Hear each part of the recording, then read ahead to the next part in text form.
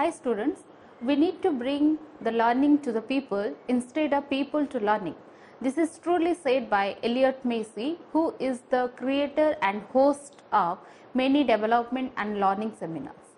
So education comes to our doorstep through the online courses.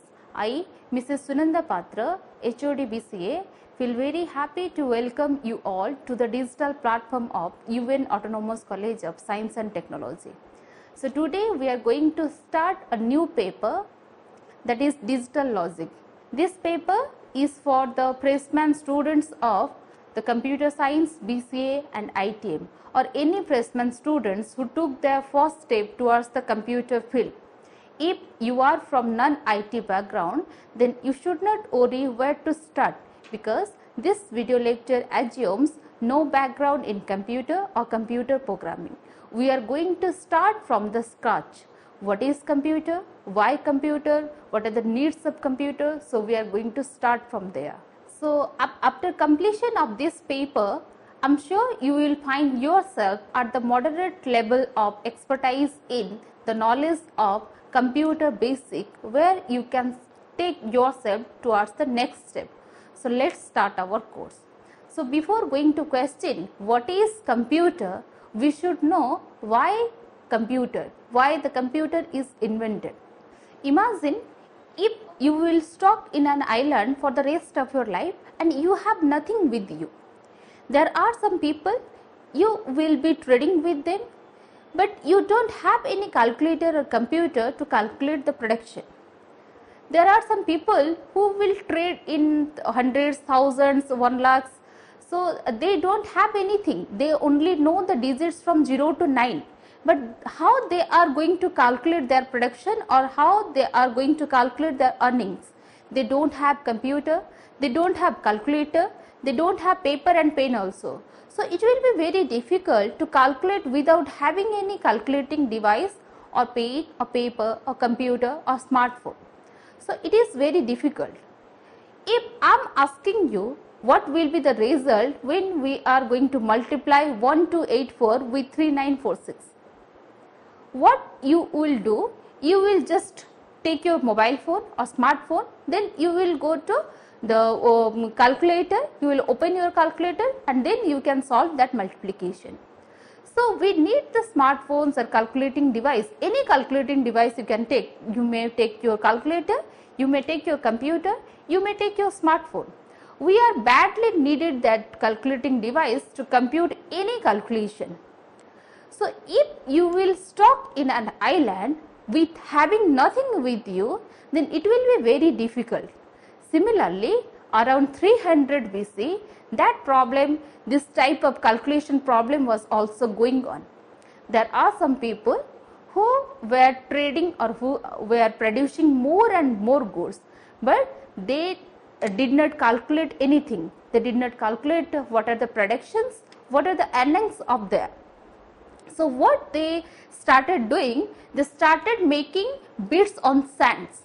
By using the sand bits, they were calculating. They knew the digits from 0 to 9, and by using the sand bits, they were calculating what are the earnings and what are the profits. Okay.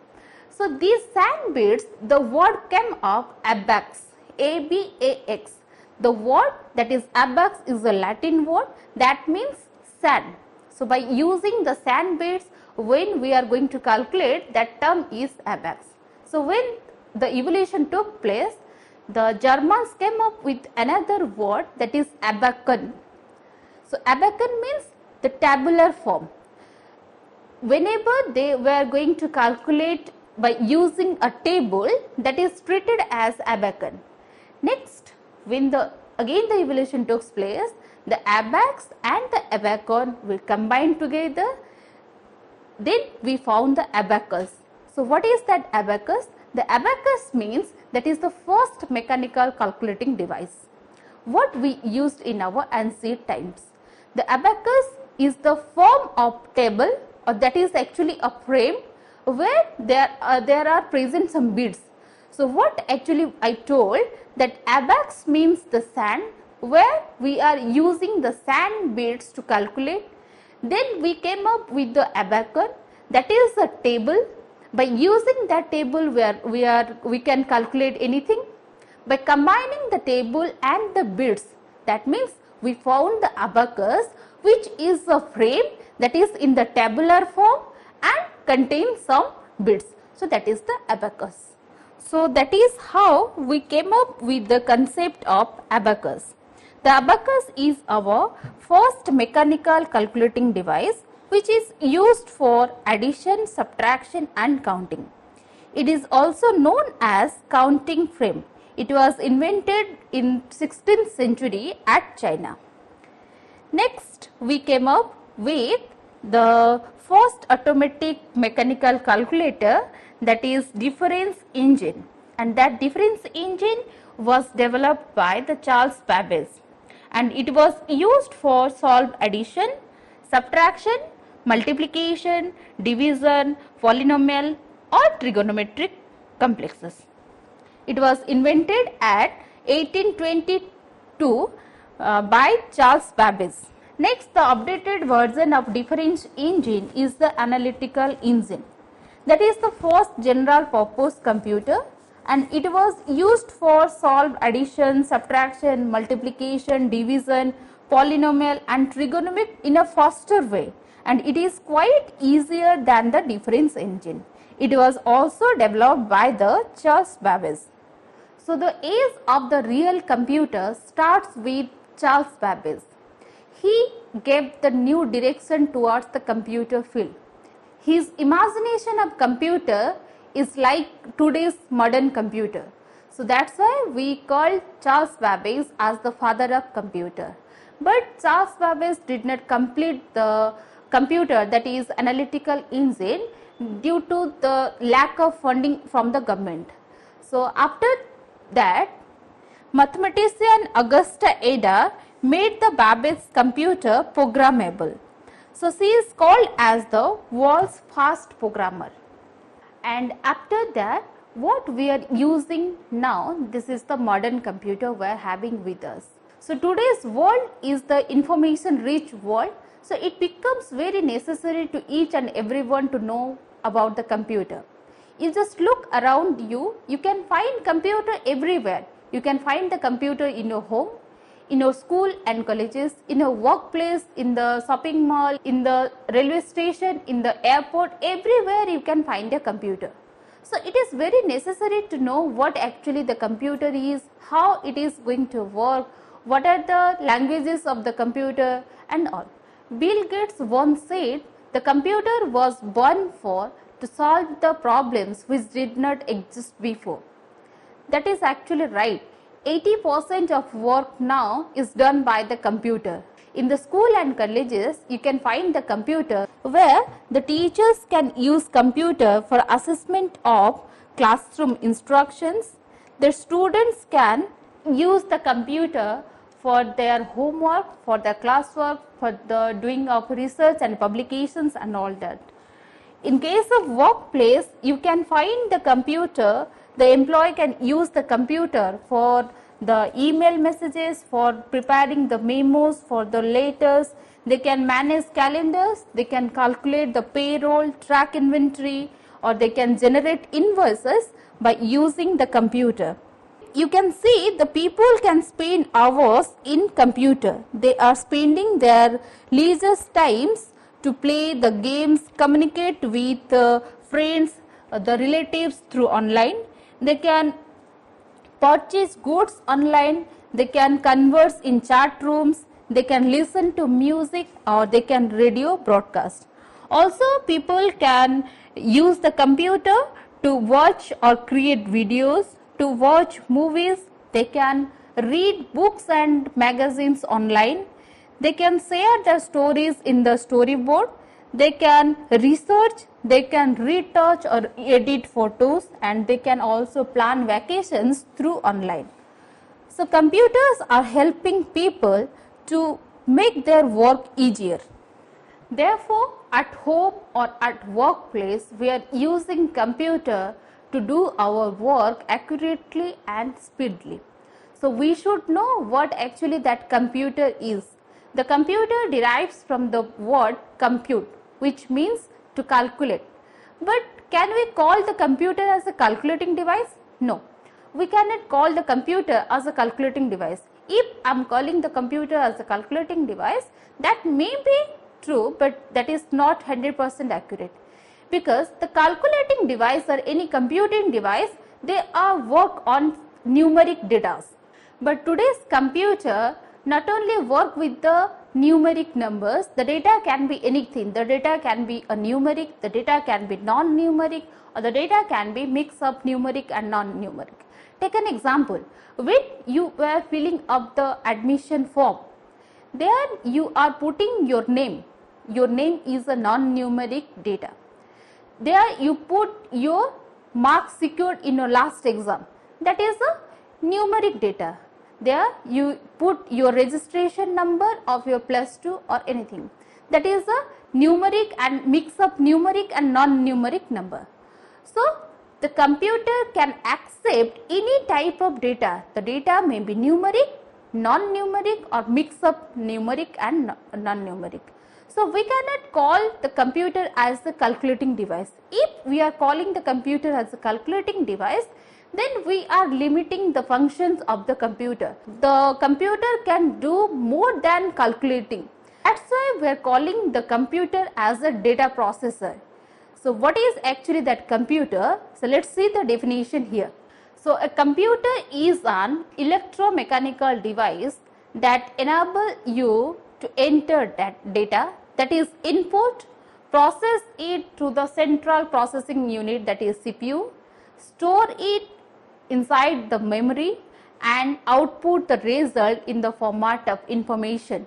So this is the definition of computer, which defines all the functionalities of a computer. The computer can take input as the form of data, then it will process it by using the processor, then it can store it, gives us the output as the information. So what is actually that? So let's take an example. Here I have mentioned an example. Suppose we want to make a mango shake. So for that mango shake, what are the raw materials we have needed? That is mango pulp, sugar and milk. So by adding the mango pulp, sugar and milk into the mixture will get the input as mango pulp, sugar and milk. So what actually the work of the mixer here? The mixer will grind all those mango pulp, sugar and milk, and it will give us the output as a mango shake. So these are the inputs, which are the raw data. Mixer is our processor, which will process those raw data, and what we will get the output as the mango shake, that is the output.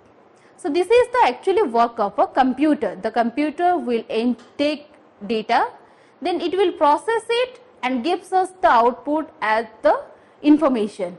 And the next work of the computer is it can store the data, it can store the information inside the memory. So that's why we are calling the computer as a data processor, as it takes data from the user or from the outer world, then the data will be get processed by the central processing unit, then it will gives us the output as information. So that's why we are calling the computer as a data processor. So the activity of processing data by using a computer is called as data processing. So what is that data and information means? So the data processing unit, the computer takes data, that means it will capture data, then it will manipulate data. The manipulate data means it is going to process the data, and after that it will give us the output results as information. So the basic point is here that the computer will take some data as input, then the data will get processed and the computer will give us the output as information. Lots of people get confused while using the data and the information. They are using the data and information interchangeably, but actually there is a huge difference between the data and the information. We should know how to use the data and information appropriately. So let's see what is data and what is the information. So the data is raw unanalyzed, unorganized, unrelated and an uninterrupted entity. So it can be understood as the facts that relates or specifies the existence of something, but it is hard to understand the raw data as it does not have any context, hence no meaning. So actually the data, whenever we are talking about the data is the raw fact that specifies existence of something. Suppose I am saying 5. What actually that 5 is? That is a number, but what? What is 5? It's a day number, it's a month number, it's a price or whatever it can be. But the only 5 has no meaning. Only we can say the 5 is the number. Okay, take an example. Suppose you ask me, ma'am, what are my marks, what I have obtained in my first semester exam? And I replied you have obtained 25, 36, 40 and 70. Are you going to understand anything? No. You cannot say I have obtained 25 in digital logic, 87 in C. You cannot say because I have not mentioned anything. I have just told you that you obtained 25, 87 and all. So the data means nothing. The data is the raw facts that means nothing. So that what exactly we have mentioned, that data is raw, unanalyzed, unorganized, unrelated and uninterrupted entity. So the data derived from the Latin word that is datum, which means something given. So anything that has given to any data processing unit will be considered as data. The data processing unit may be your computer or maybe your brain also. So whenever I am asking you what we will get if I will add 5 with 3. So what I am asking you what is the output of 5 plus 3. So I am giving your brain the input as 5 and 3 that will be get added. Then your brain will function, then you will reply me 8. That means your brain knows that 5 plus 3, that means the 5 and 3 as the data plus is the instruction what I am asking for. I am asking for adding 5 with 3. So that your brain knows that 5 plus 3 is 8. So you will able to reply me 5 plus 3 is 8. So that is the data processing. I am giving the input as 5 plus 3 to your brain and you will reply me as 8.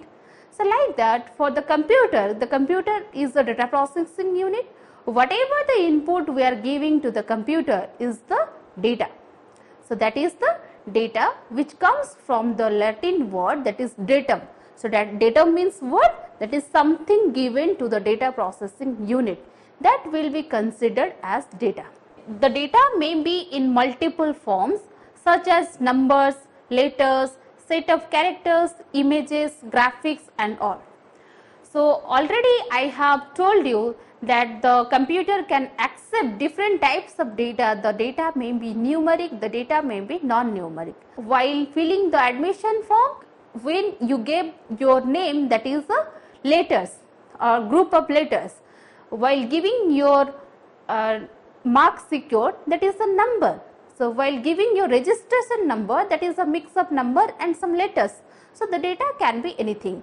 And while filling the admission form, you also gave your photos, your passport size photos and all that. So those are the images and pictures, those are given to the computer as data. So the data can be in any form. The data can be numbers, the data can be letters, the data can be symbols, the data can be images, the data can be graphics also.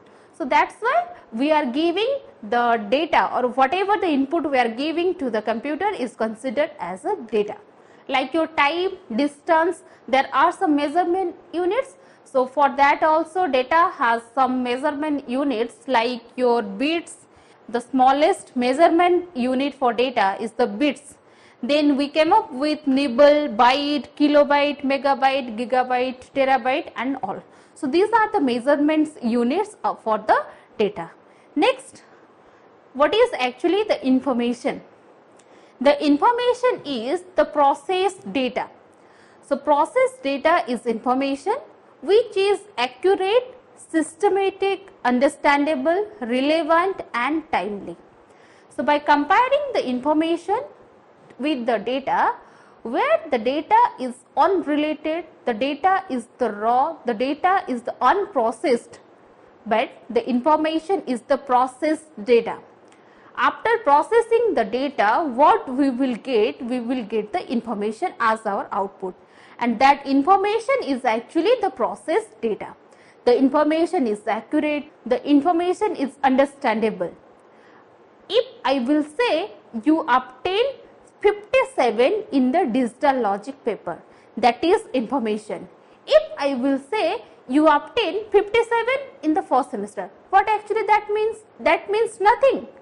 But if I am saying that you obtain 57 in digital logic, that is actually have some meaning. So that is the information. So the information is the understandable, relevant and timely, and that is actually the processed data. This is most important. Next, the information derived from the French verb informer, which means to inform. So anything we have to inform, that means that is the information. Next, the information means data plus meaning. The data has no context, that's why the data is raw and irrelevant. But when we are adding the meaning to the data, then we will get the information, and that is actually relevant. Next, the information is critical in sense. Why the information is critical in sense? Suppose take an example. You are using your social media account, suppose Facebook or Twitter or your Instagram or anything else. Someone get your password and user ID. He can use it in a wrong intention, or he can post some offensive stuffs into your Facebook that will actually harm your reputation. So that information, that is the Facebook ID and password, that is actually a sensitive information. We should keep those information in a secure way. That's why we are using some encryption and decryption format to keep our information secure. So that's why we can say the information is a critical sense. In the further class or in the further chapters, we will go for the encryption and decryption methods. So these are the data and information. What we have learned, the data has no meaning, but when we add some meaning to the data, then it will treat it as the information. Let's take some example to understand the data and information more accurately. So I have taken this example. Just look at here. This is 23,000. This is 28,500, 35,800 and 40,300. So what actually this? What comes to your mind? Is it the price of any product, or is it the salary of any employee, or is it the course fee of my BCA or BBA or ITM course? So it is very difficult to understand what actually these numbers are. The only thing that comes to our mind that these are the numbers, but what actually this we cannot conclude here. But look at here. If I am saying that Bakesup's first month sale is 23,000, by looking at the individual 23,000, we understand nothing. But here, just look at here, the Bakesup first month sale is 23,000. The second month sale is 28,500. The third month sale is 35,800. And the fourth month sale is 40,300. So this is actually the information. By looking at here, we can understand that the Bakesup, that Sup has sold in the first month 23,000 and in the fourth month 40,300. So this is actually the information. We are adding, these are the datas, 23,000, 28,500. So these are the datas. We are adding the information as first month sale, this one, fourth month sale, 40,300. So by adding the meaning to those datas, what we will get this, and this is our information. Let's take another example. Look at here. Here I have taken the example 25 colon 88, 92, 85, 80, 345. So what actually comes to our mind? These are the numbers. There may be some series or what are actually the difference between these numbers, what are actually this. So but looking at this, suppose I have mentioned the first semester mark, the roll number is UNBCA 19025, the digital logic 88, programming using C 92, math 85, EVS your environment science is 80 and total is 345. So what the knowledge you get from this information is that the roll number UNBCA 19025, the student having the roll number this, he obtained in the first semester that in case of digital logic he obtained 88 mark, in case of programming using C he obtained 92 mark, in case of math he obtained 85 and in case of environmental science he obtained 80 and the total mark is 345.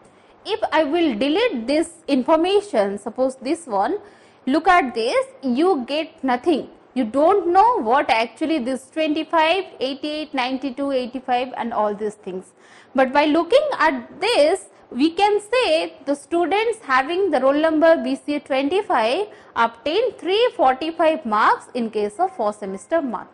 These are the information and these are the data. Those are the raw facts which just specifies the existence of something. Then by adding some meaning to those data, we will get the information.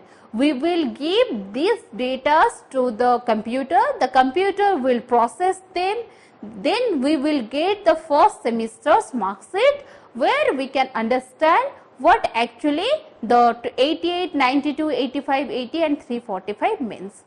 So what we have learned? We have learned why the computer was needed, what actually the computer is. We cannot say the computer as a calculating device. If we are saying the computer as a calculating device, then we are minimizing the functions of the computer. The computer can do more than the calculations and actually we are using the computer for watching movies, for watching video lectures, for playing games and for using the Facebook, the Insta. We are using the computer for programming, we are using the computer for developing the softwares also. So we are not using the computer only for the calculation, we are using the computer for variety of tasks. The computer makes our lives easier. What I have already told, 80% of work now is done by the computer.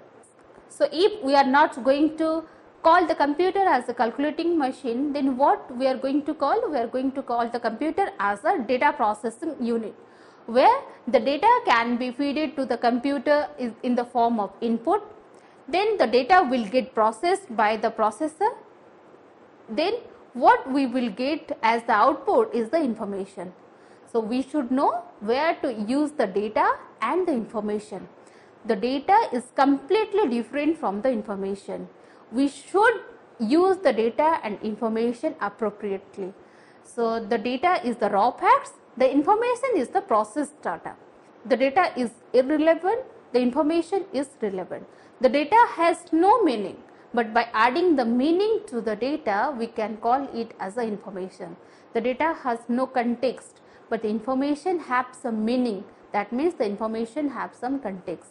So these are the difference between the data and information. You just research all those data, what is data, what is information, what could be the data, what are the different forms of data, what are the measurement units of data, then you will differentiate the data and information by your own. If you people having some doubt, then you can ask me through the comment box. In our next class, we will go for the characteristics of computer and the functional units of computer. Thank you.